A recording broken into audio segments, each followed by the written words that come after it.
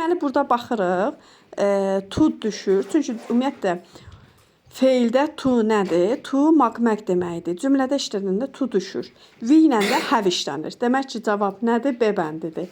7-yə baxırıq. 7-də children cəmdədir. Ona görə yenə nə olur? Have olur. Has, he, she, it olanda olur. Dediyim kimi, yenə də təkrar eləyirəm. Cümlədə işlənəndə to düşür. 24-də baxırıq. Deməli, Jim, he-dir. He ilə də nə işlənir? Has işlənir. Cavab olur A bəndi. Yəni, görürsünüz ki, B ilə C-də have-dir. Sonra 22.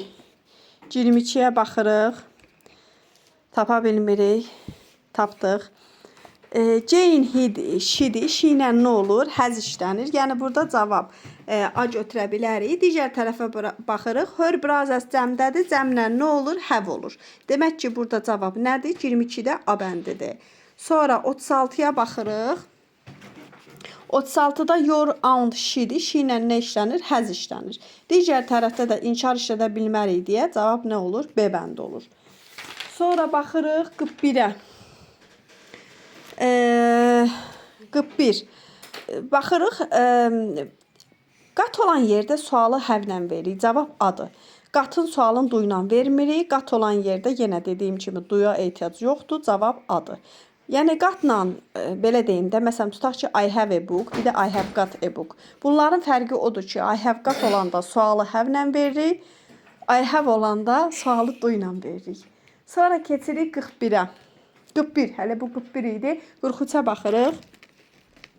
A bəndi, burada qat yoxdur. B-də qat varsa du olmaz. Cavab elə nədir? C bəndidir. 43-dən sonra 44-ə baxırıq. I haven't, burada qat olmalıdır. B bəndində qat varsa don't olmaz. Cavab elə C bəndidir. 44-də və sonuncu sualımız nədir? 49. Biz burada Cəlalın səhvlərinə baxırıq. Ona görə hamısına bir-bir baxmırıq. Bunu da qeyd edeyim.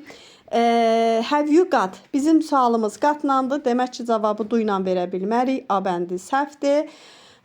Yes, no olan yerdə no. We haven't. Haven't olmalıydı. Haven't. Have not. Yəni, demək ki, cavab nədir? C bəndidir.